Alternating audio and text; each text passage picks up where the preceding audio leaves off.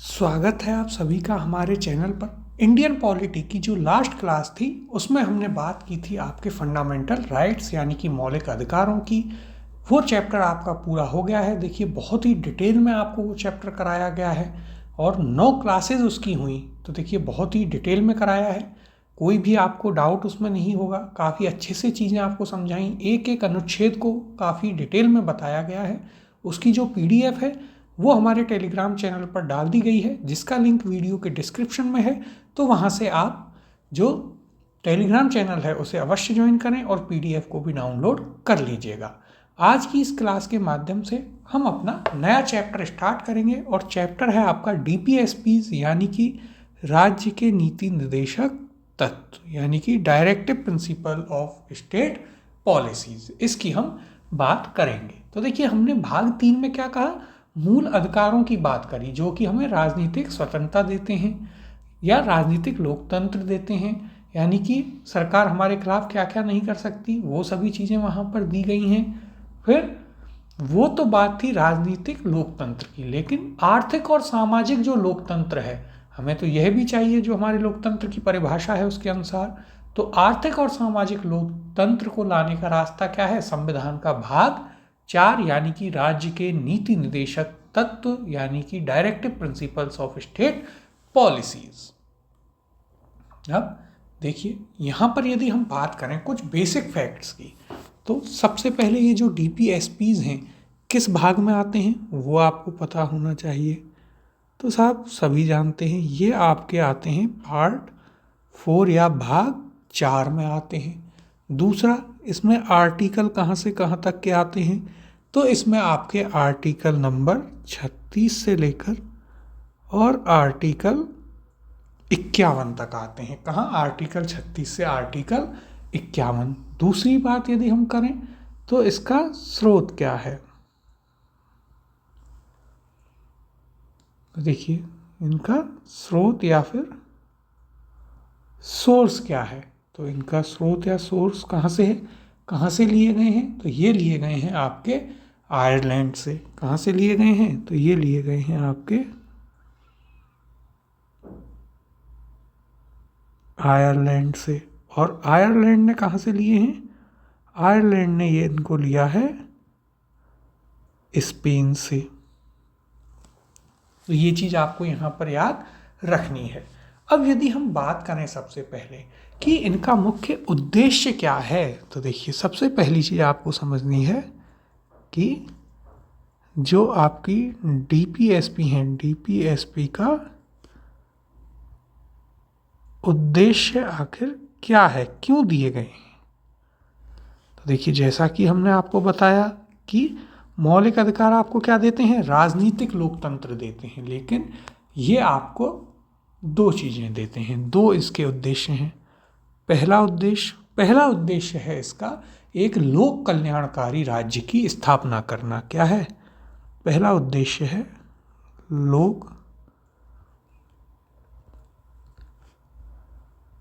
कल्याणकारी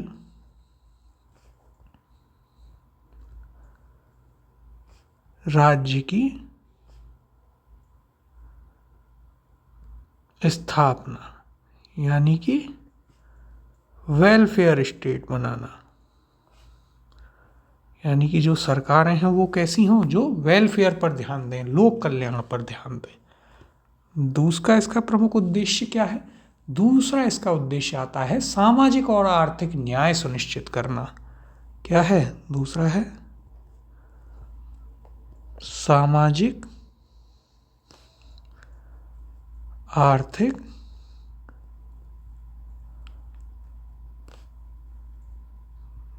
न्याय सुनिश्चित करना।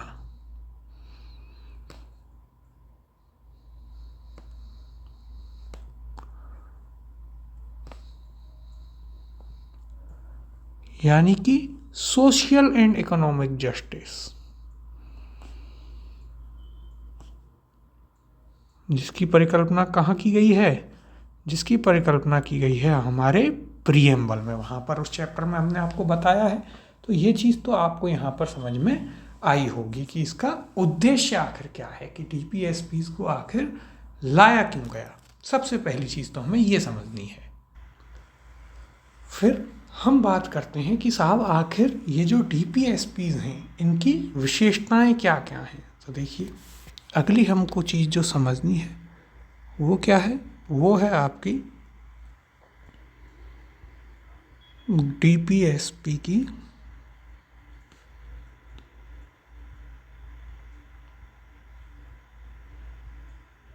विशेषताएं, यानी कि फीचर्स ऑफ DPSPs। देखिए, ये बहुत ही महत्वपूर्ण है इसे समझना। देखिए, पहली विशेषता के क्या कहती है, तो पहली विशेषता है कि साहब ये कैसे हैं, ये अपने नेचर में पॉजिटिव हैं। कैसे हैं, पॉजिटिव होते हैं। तो पहली चीज कैसे हैं, तो ये आपके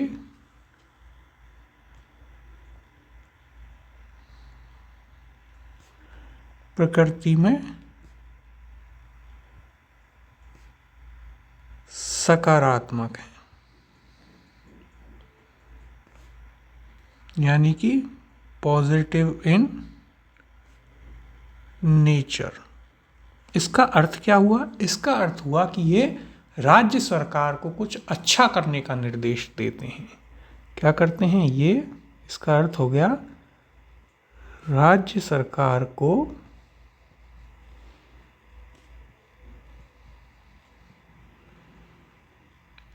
कुछ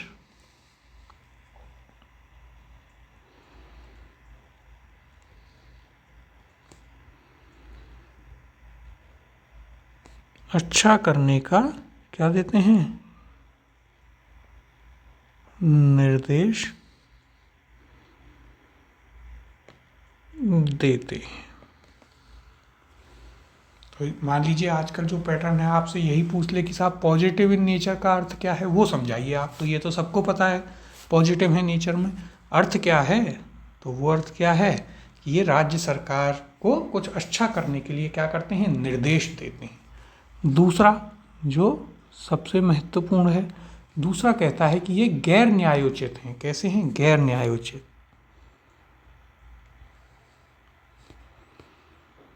गैर न्यायोचित यानी कि कैसे हैं, ये हैं आपके नॉन जस्टिसिएबल।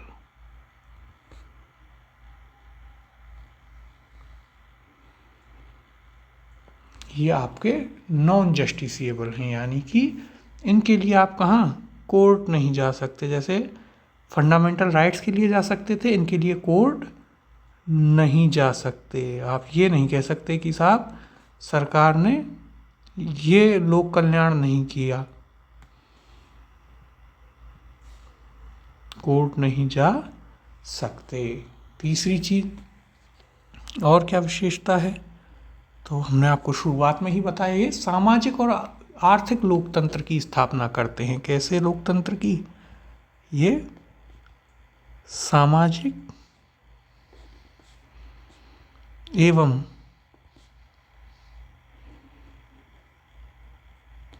आर्थिक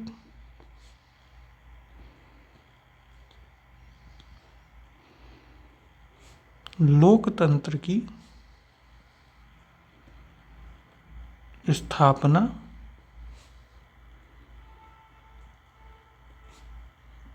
करते हैं, यानी कि सोशल एंड इकोनॉमिक डेमोक्रेसी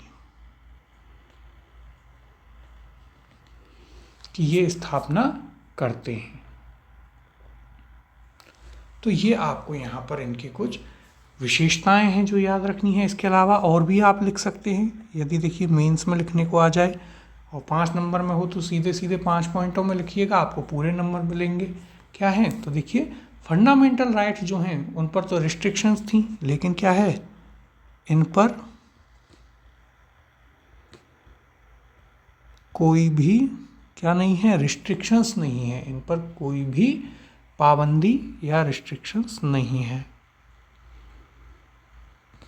पाबंदी या रिस्ट्रिक्शन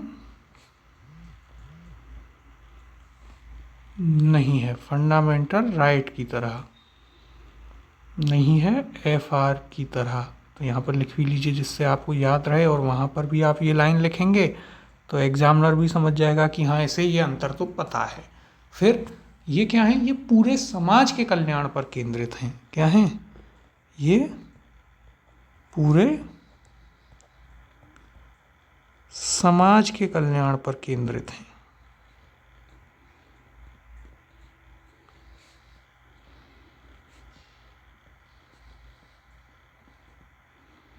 पूरे समाज के कल्याण पर क्या हैं? केंद्रित हैं। तो ये इनकी 5 प्रमुख विशेषताएं हैं जो आपको याद रखनी है। किनकी? डीपीएसपीज की। फिर देखिए अगली बात यहाँ पर जो आपके लिए काफ़ी इम्पोर्टेंट हो जाती है वो क्या है, तो वो आपको समझनी है कि आखिर डीपीएसपी और जो फंडामेंटल राइट हैं उन दोनों में अंतर क्या है। और हो सकता है आपसे प्रश्न यहीं से पूछा जाए, या तो स्टेटमेंट में बनाकर पूछ लेगा प्रीलिम्स वगैरह में, या फिर मेंस में तो हो सकता है आपको ये लिखने को ही दे दे। तो देखिए इस इम्पोर्टेंट चीज़ को हम यहाँ पर समझेंगे। किसको? तो यहाँ पर हम बात करेंगे फंडामेंटल राइट्स और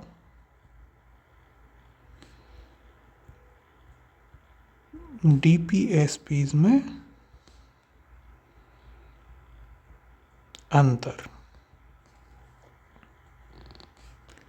कि आखिर इन दोनों में अंतर क्या है।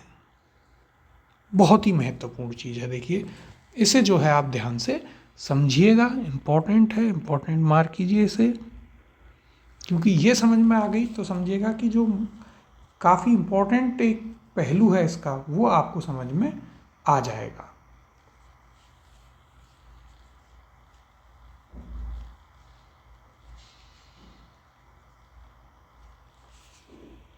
अब इस अंतर को समझते हैं। तो देखिएगा यहाँ पर एक तरफ तो क्या लिख लेते हैं, एक तरफ लिख लेते हैं हम आपके मौलिक अधिकार। क्या लिख लेंगे? यहाँ पर लिखते हैं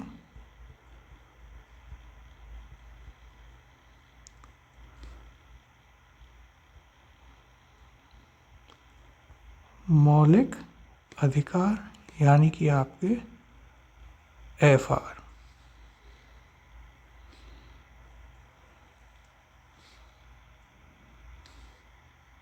और दूसरी तरफ क्या है?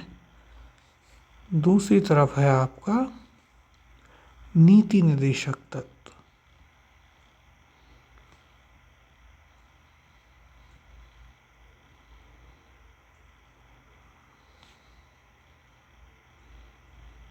नीति निर्देशक तत्व यानी कि आपके डीपीएसपी। तो देखिए सबसे पहले आपको एक चीज़ पता होनी चाहिए कि दोनों में आखिर हम अंतर करेंगे कैसे। तो दोनों में अंतर हम करेंगे विशेषता के आधार पर। देखिए यहाँ लिखते हैं विशेषता, और किस विशेषता के आधार पर दोनों में अंतर करेंगे वो हम आपके इधर लिखते हुए चलेंगे।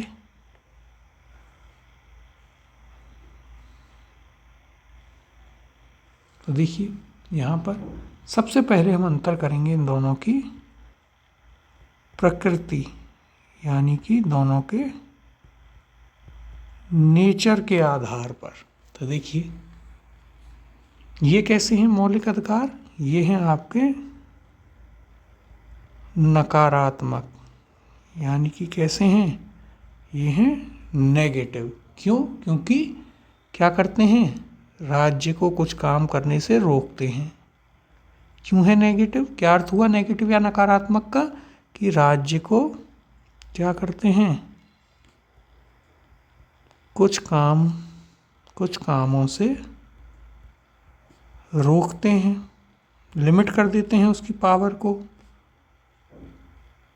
जबकि यदि यहाँ पर हम बात करें, अभी हमने बताया नीति निर्देशक तत्व कैसे हैं, ये आपके सकारात्मक हैं। कैसे हैं? सकारात्मक, अर्थात ये हैं आपके पॉजिटिव, यानी कि क्या करते हैं?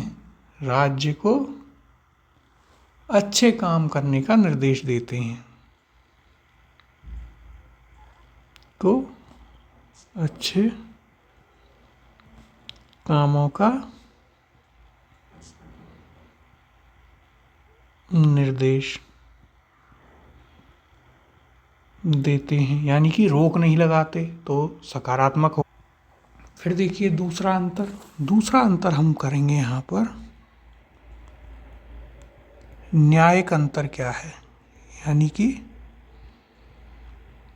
जुडिशियली क्या दोनों में अंतर है। तो देखिए फंडामेंटल राइट्स, मौलिक अधिकार कैसे थे? न्यायोचित थे, कोर्ट जा सकते हैं आप इनके लिए। कैसे थे ये? न्यायोचित थे, यानी कि जस्टिसिएबल थे।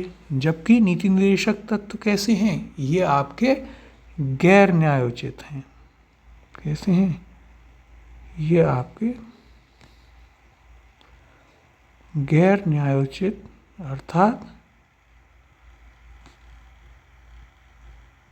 Non justiciable. कैसे हैं? नॉन जस्टिसिएबल हैं। अब तीसरा अंतर देखते हैं दोनों के उद्देश्य के आधार पर।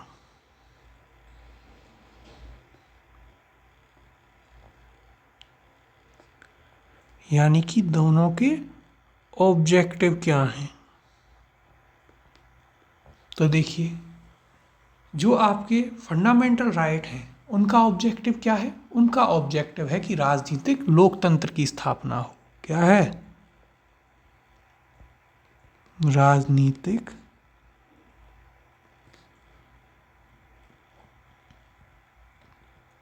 लोकतंत्र की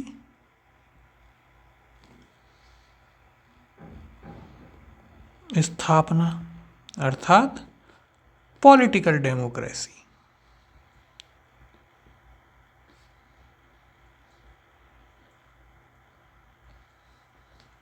जबकि जो नीति निर्देशक तत्व हैं, डीपीएसपी हैं, वो सामाजिक और आर्थिक लोकतंत्र की स्थापना करते हैं। क्या करते हैं? ये आपके सामाजिक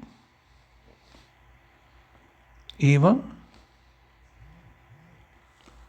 आर्थिक लोकतंत्र की स्थापना।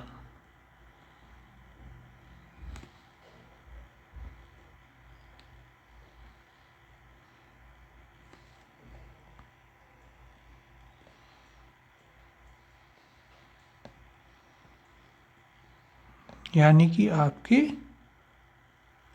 सोशल एंड इकोनॉमिक डेमोक्रेसी का इस्टेब्लिशमेंट करना किसका उद्देश्य है? डीपीएसपी का उद्देश्य है। फिर देखिए आगे बढ़ते हैं यहाँ पर।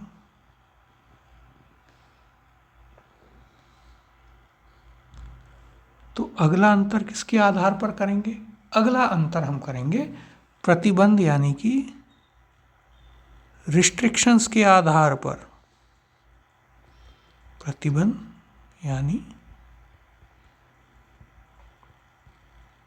रेस्ट्रिक्शंस के आधार पर। तो देखिए फंडामेंटल राइट्स पर क्या है? युक्त प्रतिबंध हैं। क्या हैं? इन पर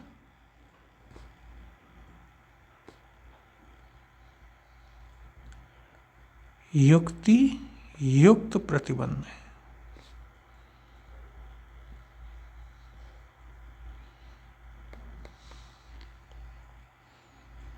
यानी कि क्या है? इन पर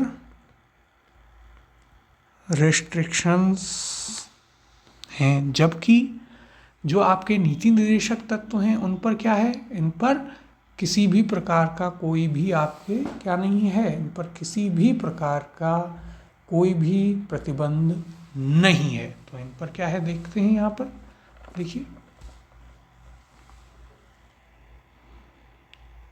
इन पर कोई प्रतिबंध नहीं है। यानी कि सरकार की क्षमता है नो रिस्ट्रिक्शंस, कितना भी कल्याण करो। ये किसकी क्षमता पर है? ये पूर्णतः सरकार की क्षमता पर है। फिर देखिए आगे और अंतर देखते हैं इनमें।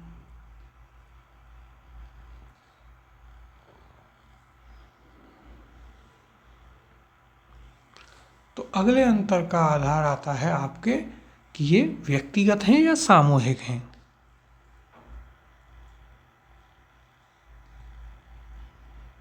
व्यक्तिगत या फिर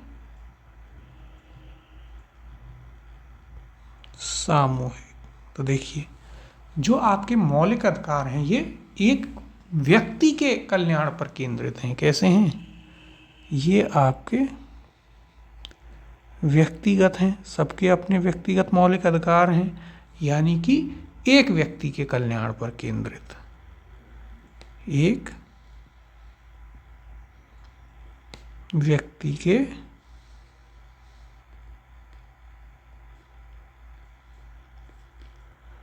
कल्याण पर केंद्रित।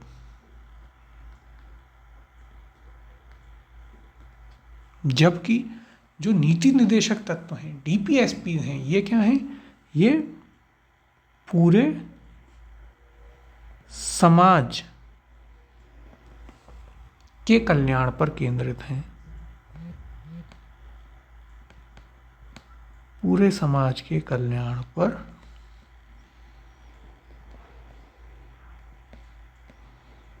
केंद्रित हैं। तो ये क्या हो गए? ये आपके फंडामेंटल राइट्स और डीपीएसपी, इन दोनों के बीच में अंतर हो गया। अब यहाँ से किसी भी प्रकार का प्रश्न आ जाए, कोई भी आपको दिक्कत नहीं होगी। अब आगे चलते हैं और यहाँ पर हम बात करेंगे जो आपकी डीपीएसपीज हैं उनका जो वर्गीकरण यानी कि क्लासिफिकेशन किया गया है उसकी। तो देखिए यहाँ पर हम बात करते हैं डीपीएसपीज का वर्गीकरण, यानी कि क्लासिफिकेशन ऑफ डीपीएसपीज। बहुत ही इंपॉर्टेंट है, इसको अच्छे से समझिएगा। तो देखिए यहाँ पर 3 वर्गों में इसका विभाजन किया गया है। कितने में? 3 में। कौन कौन से हैं? तो यहाँ पर देखते हैं। देखिए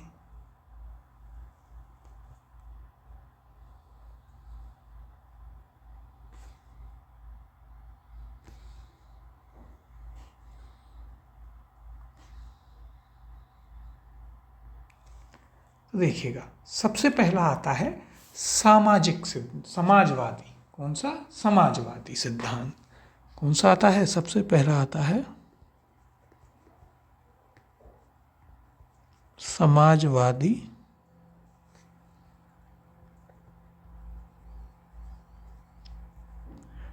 सिद्धांत, यानी कि सोशल प्रिंसिपल। किस पर आधारित? सबसे पहले हम बात करेंगे आपके सोशल प्रिंसिपल पर आधारित। तो देखिए सोशलिस्ट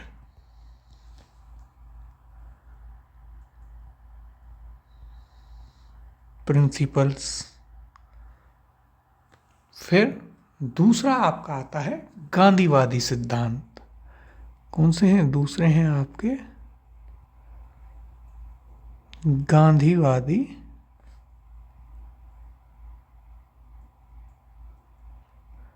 सिद्धांत, यानी कि गांधीयन प्रिंसिपल्स। और तीसरा आपका आता है उदार बौद्धिक सिद्धांत, यानी कि लिबरल इंटेलेक्चुअल प्रिंसिपल्स। तीसरा कौन सा है? तीसरा है आपका उदार बौद्धिक सिद्धांत, यानी कि यह आपका हो गया लिबरल इंटेलेक्चुअल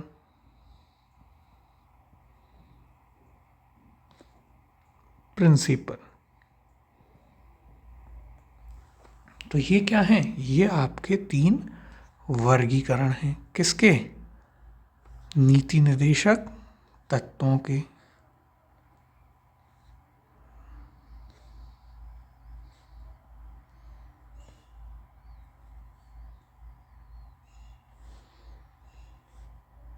फिर अब इनके अंतर्गत जो हैं आपके ये आर्टिकल्स यानी कि अनुच्छेद आते हैं 36 से लेकर 51 तक के। इन तीनों सिद्धांतों के अंदर वे बांटे गए हैं। तो एक एक करके देखते हैं।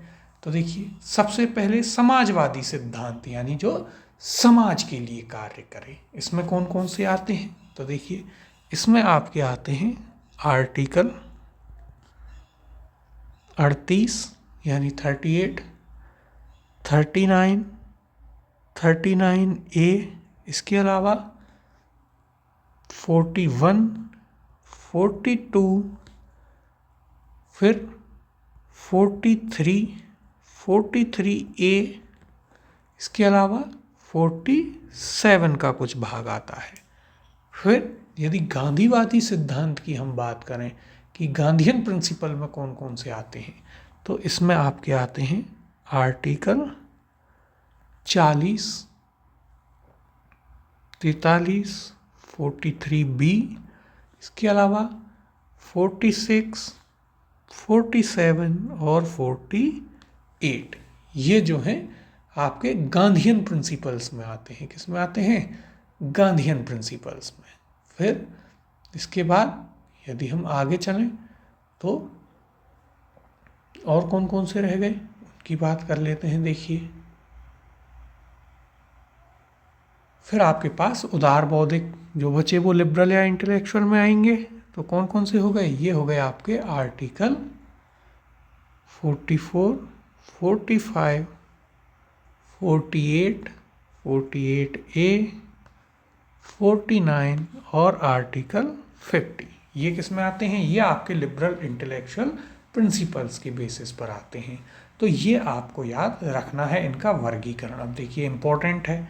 और आर्टिकल्स को हम इसी साहब हम क्या करेंगे, आर्टिकल्स को तो लाइन में पढ़ेंगे कि साहब आर्टिकल 36 से लेकर 51 तक आपके ये हो गए, लेकिन कौन सा आर्टिकल किस उसमें आता है ये चीज़ तो आपको याद रखनी ही पड़ेगी। तो ये क्या है, ये आपको यहाँ पर याद रखना ही होगा। अब इन्हें हम क्या करेंगे, एक एक करके यहाँ पर बांट लेंगे कि कौन सा आर्टिकल क्या कहता है। तो देखिए, सबसे पहले यहाँ पर यदि हम देखें तो क्या होगा, अब इनको थोड़ा सा यदि हम बात करें इनके ऊपर तो हम पढ़ेंगे कैसे, उस चीज़ को पहले समझते हैं। पहले हम क्या करेंगे, पहले हम इन सभी को एक एक करके देख लेते हैं कि साहब कौन से आर्टिकल में क्या क्या दिया गया है। उसके बाद ये जो आपका वर्गीकरण हमने बताया है, इस वर्गीकरण पर हम डिटेल में बात करेंगे। किस में बात करेंगे? काफ़ी डिटेल में बात करेंगे कि साहब ये आखिर कहता क्या है।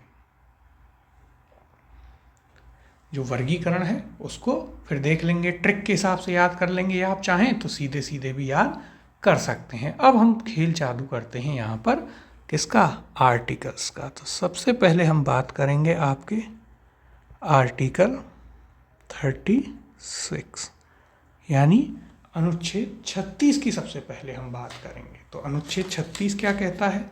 अनुच्छेद 36 यहाँ पर बात करता है आपसे राज्य की परिभाषा की। जैसे आर्टिकल 12 कर रहा था फंडामेंटल राइट्स में, वही काम यहाँ पर आर्टिकल 36 करता है, राज्य की परिभाषा। अब देखिए, इसको बहुत डिटेल में हम फंडामेंटल राइट्स वाले चैप्टर में पढ़ा चुके हैं आपको, यानी कि डेफिनेशन ऑफ द स्टेट। तो यहाँ पर इसलिए इसे हम डिस्कस नहीं करेंगे क्योंकि ये हम आपको पहले ही करा चुके हैं, तो इस चीज़ को वापस एक और बार डिस्कस करने से कोई फ़ायदा नहीं है। अगला आर्टिकल देखते हैं। अगला आता है आपका आर्टिकल 37। कौन सा है? अगला है आपका आर्टिकल 37। आर्टिकल 37 क्या कहता है? तो आर्टिकल 37 आपसे कहता है कि साहब ऐसी बात है, जो राज्य के नीति निर्देशक तत्व हैं उनमें जो वर्णित आपके उपबंध हैं, एक तो वो न्यायालय द्वारा प्रवर्तित नहीं होंगे, और इसके अलावा संविधान क्या कहता है? संविधान क्या कहता है कि ये जो तत्व हैं ये देश के शासन में मूलभूत हैं, इसलिए राज्य को अपने नीति निर्माण और विधिक कार्यों में इन सिद्धांतों का पालन अवश्य ही करना होगा। देखिए इस चीज़ को हम यहाँ पर लिख लेते हैं। आर्टिकल 37 क्या कहता है? तो यह आपसे कहता है कि जो आपके डीपीएसपी हैं, डीपीएसपी क्या हैं? ये देश के यानी नीति निर्देशक तत्व देश के शासन में कैसे हैं?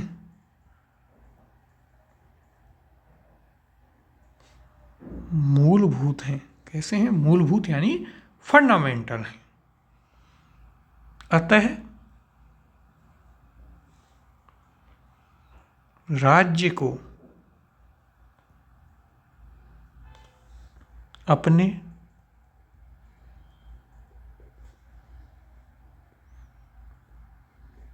नीति निर्माण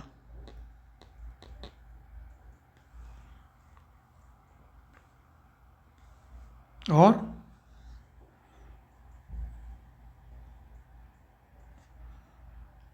विधिक कार्यों में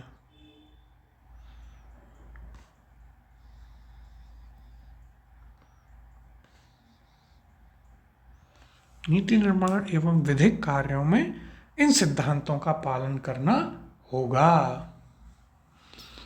मैं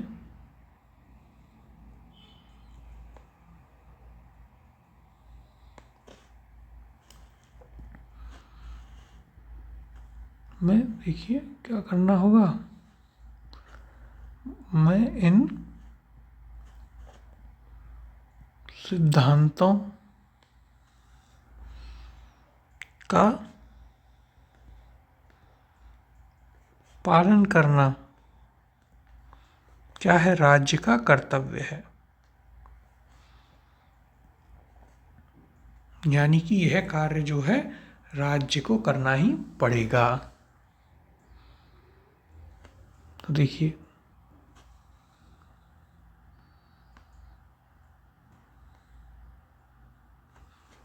इसको सही क्या होगा? राज्य का होगा ये आपका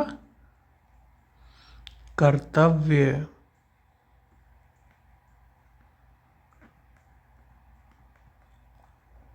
यानी कि यदि हम इंग्लिश में बात करें तो आर्टिकल 37 कहता है आपसे कि DPSPs are fundamental in the governance of country, are fundamental in the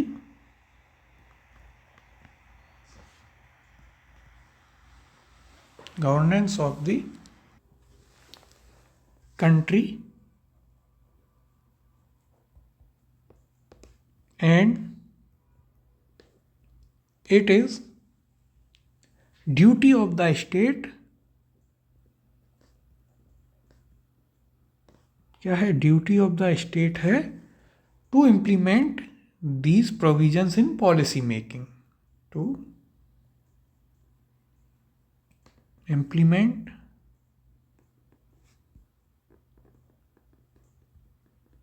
these provisions in policy making.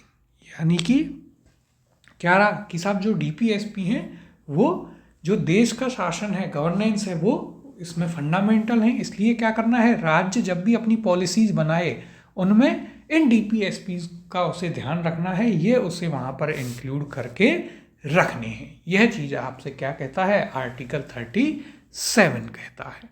अब आगे चलते हैं, बात करते हैं अपने अगले आर्टिकल की। अगला है आपका आर्टिकल 38, अनुच्छेद 38। अनुच्छेद 38 क्या कहता है? तो देखिए, ये आपसे कहता है कि साहब राज्य क्या करेगा? राज्य जो है वो सोशल ऑर्डर मेंटेन करेगा लोगों के जन कल्याण के लिए। तो देखिए यहाँ पर हम इसकी बात करते हैं। तो देखिए, यह कहता है आपसे कि राज्य ऐसी सामाजिक व्यवस्था बनाएगा जिससे सामाजिक, आर्थिक और राजनीतिक न्याय मिले। देखिए यह क्या कहता है? यह कहता है कि राज्य ऐसी व्यवस्था बनाएगा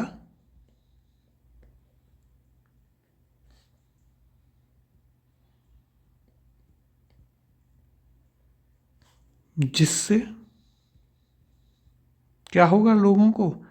जिससे लोगों को सामाजिक,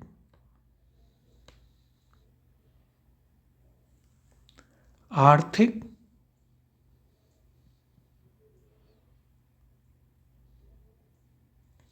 और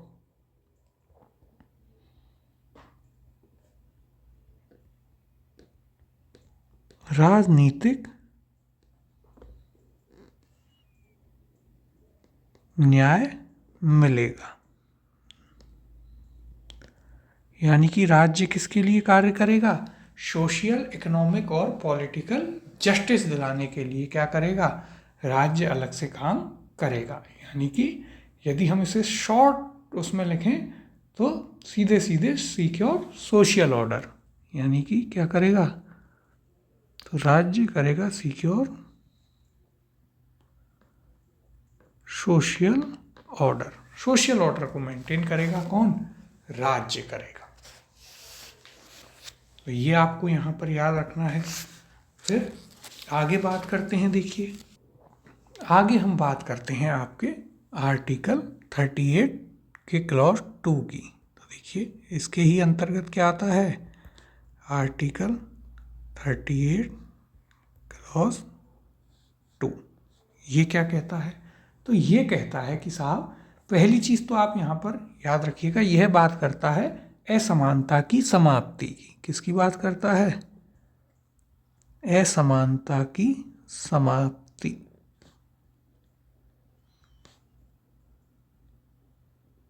यानी कि यह राज्य को किस कार्य के लिए कहेगा कि आप असमानता की समाप्ति करें, यानी कि एंड ऑफ इनइक्वालिटी।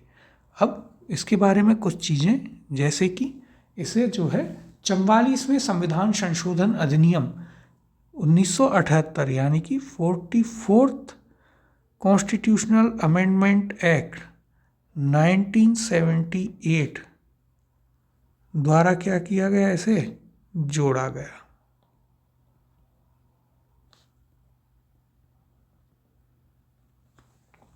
फिर आगे देखिए क्या कहता है ये आर्टिकल। डिटेल में यदि हम बात करें तो यह कहता है कि राज्य ऐसे प्रयास करेगा जिससे कि आय में उत्पन्न असमानताओं को वह कम कर सके। तो देखिए क्या होगा? राज्य आय यानी कि आपकी इनकम, इसके अलावा यदि हम बात करें तो प्रतिष्ठा और सुविधाओं या अवसरों की असमानता को कम करने के उपाय करेगा। आय, प्रतिष्ठा, इसके अलावा सुविधाओं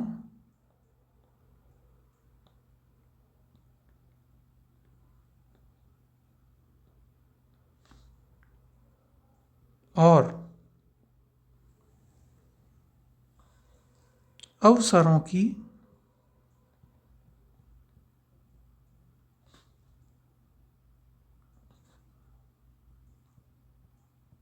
असमानता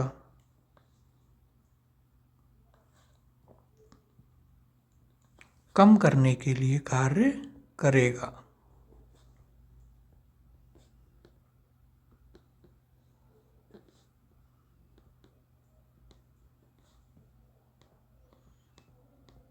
ये आपसे कहता है आर्टिकल 38 का क्लॉज 2 और इसको जोड़ा गया 44th कॉन्स्टिट्यूशनल अमेंडमेंट एक्ट के द्वारा। तो ये चीज़ आप जरूर याद रखिएगा। अब आगे हम बात करते हैं आपके आर्टिकल 39 की। किसकी बात करेंगे? यहाँ पर हम बात करेंगे आर्टिकल 39 की। आर्टिकल 39 अनुच्छेद 39 क्या कहता है? तो ये कहता है कि साहब, राज्य कानून बनाते समय कुछ चीज़ों का ध्यान रखेगा। तो देखिए क्या कहता है, यह कहता है राज्य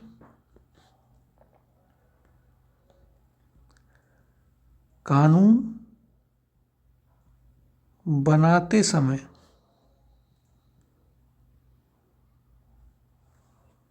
इन बातों का ध्यान रखेगा।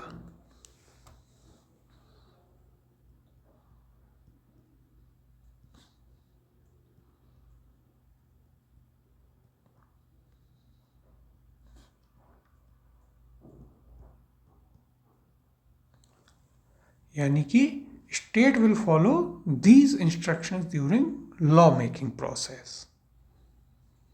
तो किन किन बातों का ध्यान रखेगा वो जानना इंपॉर्टेंट है हमारे लिए। तो देखिए इसमें जो है हम इसके कुछ सब क्लॉजेस को पढ़ते हुए चलेंगे। जैसे सबसे पहले हम यहाँ पर बात करते हैं आर्टिकल 39 के क्लॉज ए की। तो सबसे पहली चीज जिसका ध्यान रखेगा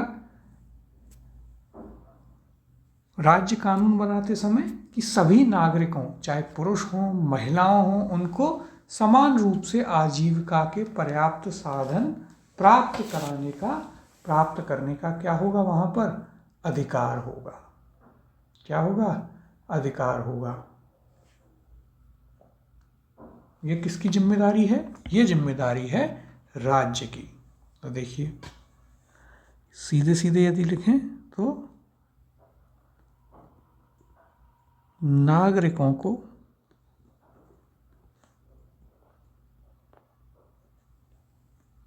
समान रूप से आजीविका के पर्याप्त साधन प्राप्त कराना।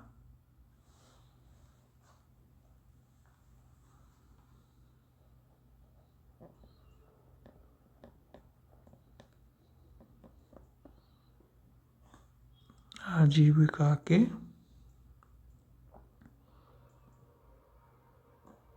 पर्याप्त साधन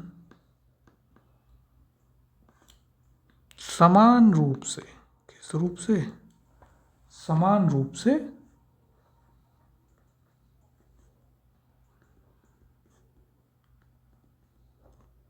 प्राप्त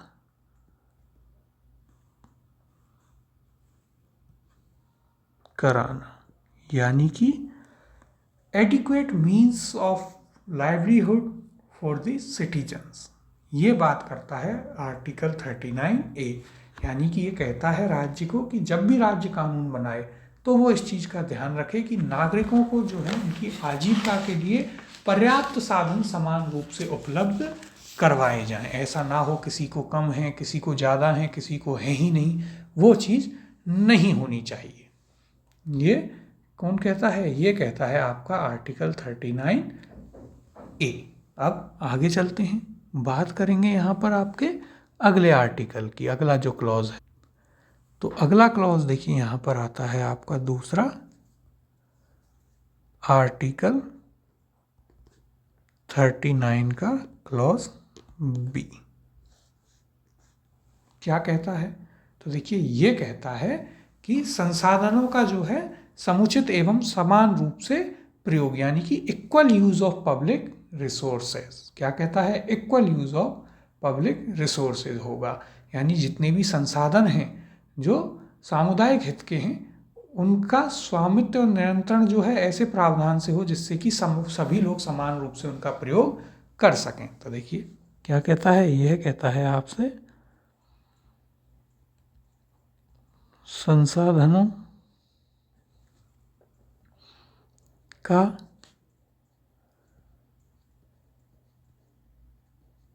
समुचित एवं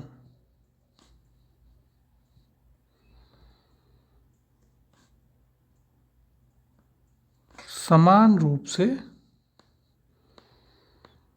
प्रयोग, यानी कि equal use of public resources. क्या हुआ, शॉर्ट में इंग्लिश में देख लेते हैं, equal use of public resources, यानी कि राज्य जब कानून बनाए तो इस चीज़ का भी ध्यान रखे कि जो चीज़ें, जो संसाधन हैं वे क्या हों, उन्हें सभी लोग जो है समान रूप से उनका प्रयोग कर सकें। ऐसा ना हो कि कोई अमीर है तो वो ज़्यादा प्रयोग में ले रहा है, कोई गरीब है तो वो उसको कम मिले, ऐसा नहीं होना चाहिए। अब वास्तविकता में कितना होता है कितना नहीं वो हम सभी जानते हैं।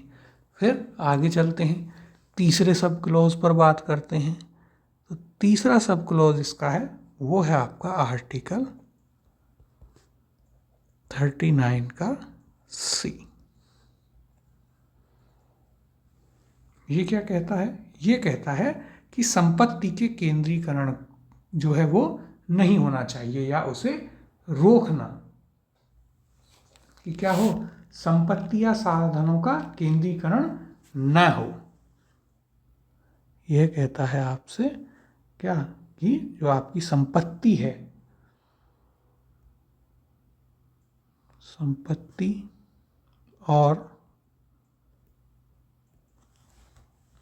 संसाधन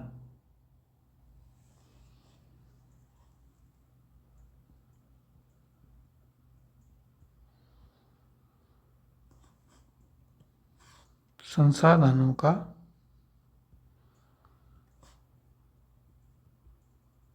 केंद्रीकरण न हो। यानी ऐसा ना हो कि साहब एक दो लोगों के पास ही सारे संसाधन जा रहे हैं, उन्हीं के पास सारी संपत्ति जा रही है।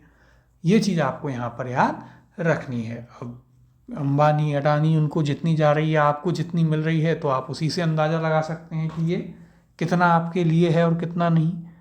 फिर चौथा यहाँ पर जो आता है वो है आपका आर्टिकल 39 का क्लॉज डी। यह क्या कहता है, ये कहता है, देखिए बहुत इंपॉर्टेंट है, कि पुरुषों एवं महिलाओं को समान कार्य के लिए समान वेतन। तो देखिए इंपॉर्टेंट है, कई बार यहाँ से सीधे ही पूछा जाता है कि पुरुष और महिलाओं को समान कार्य के लिए समान वेतन किस अनुच्छेद के तहत है, तो वो है आपके आर्टिकल 39 डी के तहत। पुरुष एवं महिलाओं को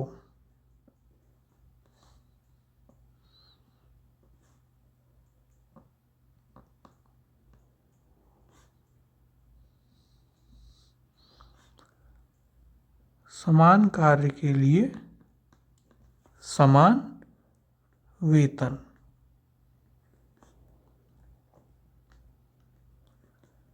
यानी कि equal pay for equal work, equal pay for equal work.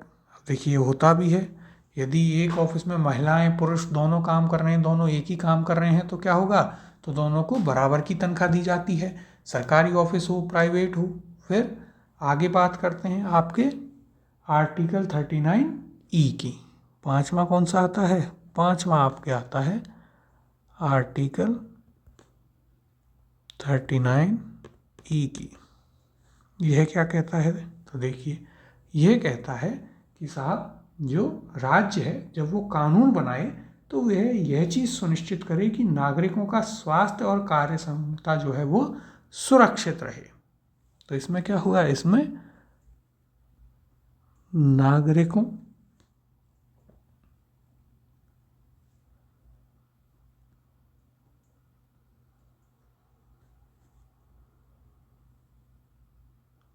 का स्वास्थ्य सुरक्षित रहे।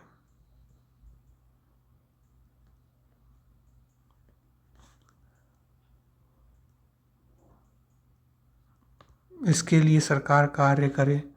देखिए इसके तहत जैसे आप लोग कनेक्ट कर सकते हैं कि जब अशोक गहलोत साहब की सरकार थी राजस्थान में, तो चिरंजीवी योजना लाई गई, जिसके तहत क्या था, 25 लाख तक का मुफ्त इलाज दिया गया लोगों को।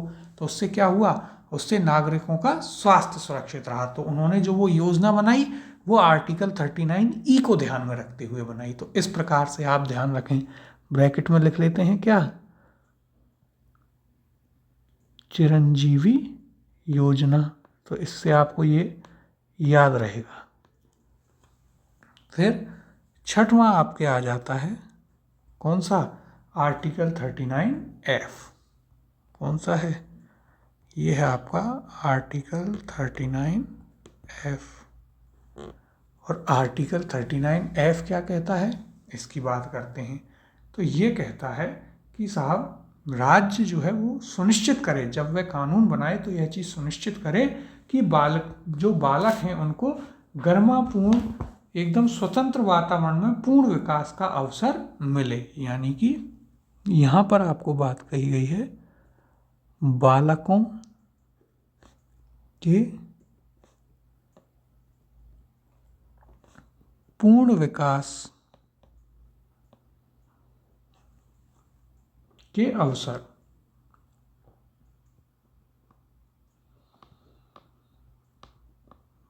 यानी कि क्या करना है, प्रॉपर डेवलपमेंट ऑफ चाइल्डहुड करना है, प्रॉपर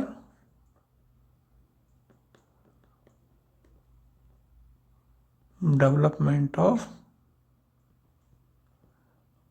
चाइल्डहुड। ये आपको करना है किसके तहत, आर्टिकल 39F के तहत। अब इसमें एक चीज़ याद रखिएगा कि इसे जो है 42वें संविधान संशोधन अधिनियम 1976 द्वारा जोड़ा गया, यानी इसे 42nd कॉन्स्टिट्यूशनल अमेंडमेंट एक्ट 1976 द्वारा जोड़ा गया।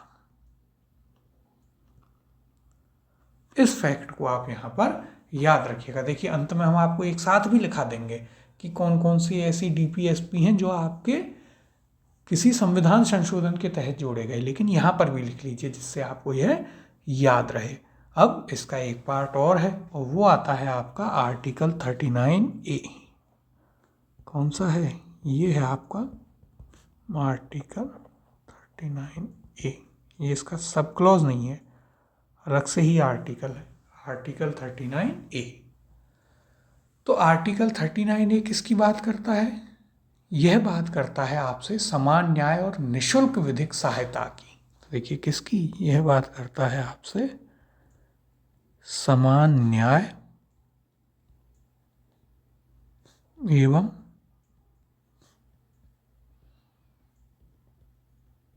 निशुल्क विधिक सहायता की।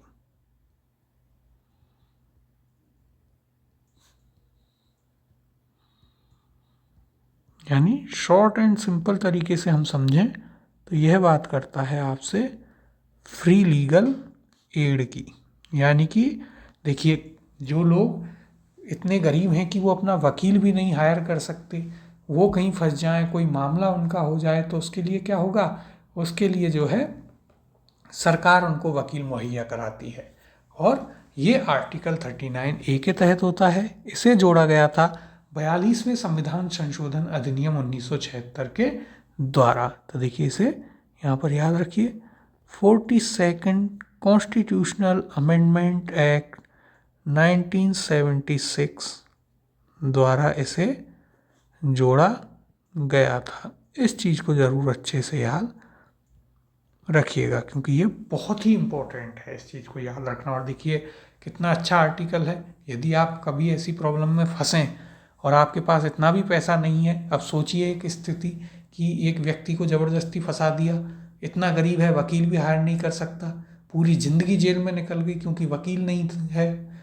तो ऐसे लोगों की मदद करने के लिए सरकार जो है क्या लेकर के आई, अनुच्छेद 39A लेकर आई, जिसने समान न्याय एवं निशुल्क विधिक सहायता यानी फ्री लीगल एड की बात करी। यानी कि आपको क्या मिलेगा, मुफ्त में आपको क्या मिलेगा, वकील मिलेगा।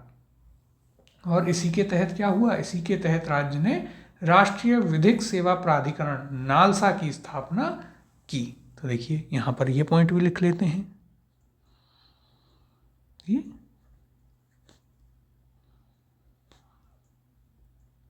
इसी के तहत राष्ट्रीय विधिक सेवा प्राधिकरण।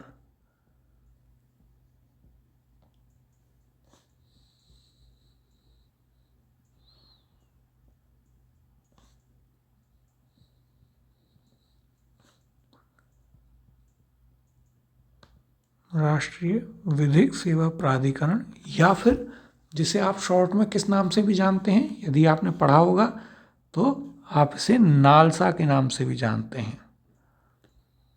नालसा की स्थापना की गई।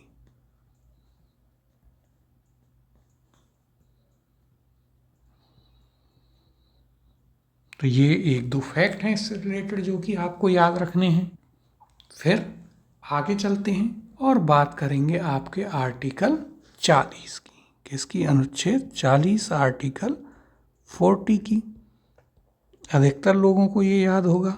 क्या कहता है आर्टिकल 40? यह कहता है कि राज्य जो है ग्राम पंचायतों का संगठन करेगा और उनको जरूरी शक्तियां भी प्रदान करेगा।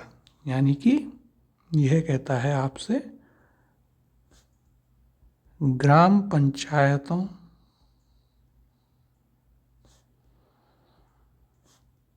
का संगठन, यानी कि organisation of the village panchayat and giving them necessary power. ग्राम पंचायतों का संगठन और उन्हें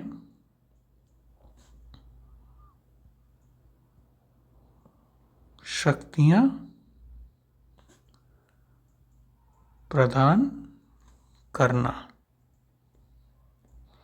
ये कहा गया है आपके आर्टिकल 40 के तहत। अब यदि हम पंचायती राज की बात करें तो ये क्या कहता है? तो देखिए, पंचायती राज जो है उसकी शुरुआत पंडित जवाहरलाल नेहरू जी ने 2 अक्टूबर 1959 को राजस्थान के जो नागौर जिला है वहाँ के बगदरी गांव से की थी। तो देखिए, ये लगभग जो भी राजस्थान जी के पढ़ते हैं उन्हें तो याद होगा ही, जिन्होंने नहीं पढ़ी है उनके लिए हम यहाँ पर लिख देते हैं।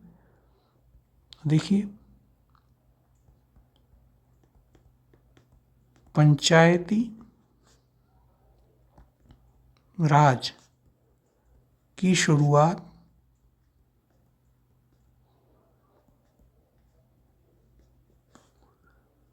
2 अक्टूबर 1959 को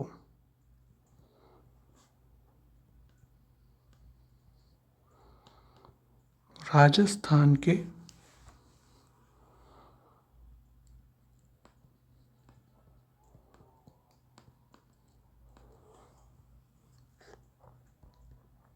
नागौर जिले के किस गांव से की गई थी?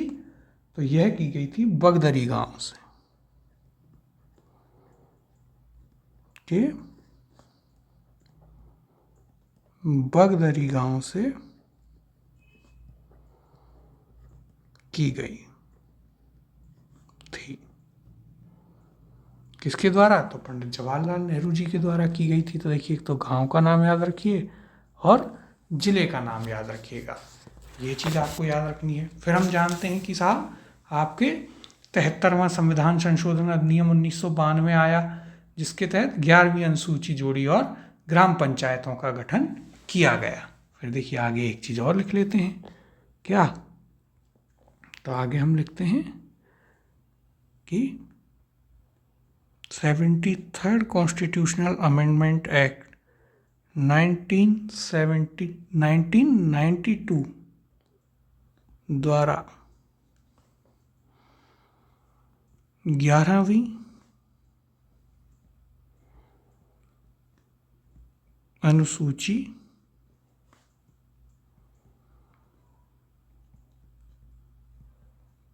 को जोड़ा गया एवं ग्राम पंचायतों का गठन किया गया।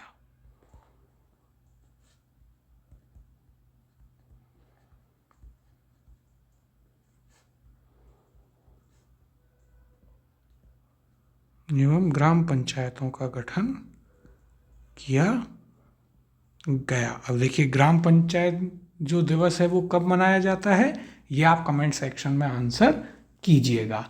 तो ये थी हमारी आज की क्लास। जिसमें हमने आपका नया चैप्टर राज्य के नीति निर्देशक तत्व यानी कि directive principle of state policies start किया है, जिसमें हम आपके आर्टिकल 36 से आर्टिकल 51 तक पढ़ेंगे। आज हमने आपके आर्टिकल नंबर 36 से और 40 तक पढ़ लिए हैं। इससे आगे के जो आर्टिकल्स हैं उन्हें हम आपकी अगली क्लास में डिस्कस करेंगे। तो मिलते हैं आपसे अगली क्लास में।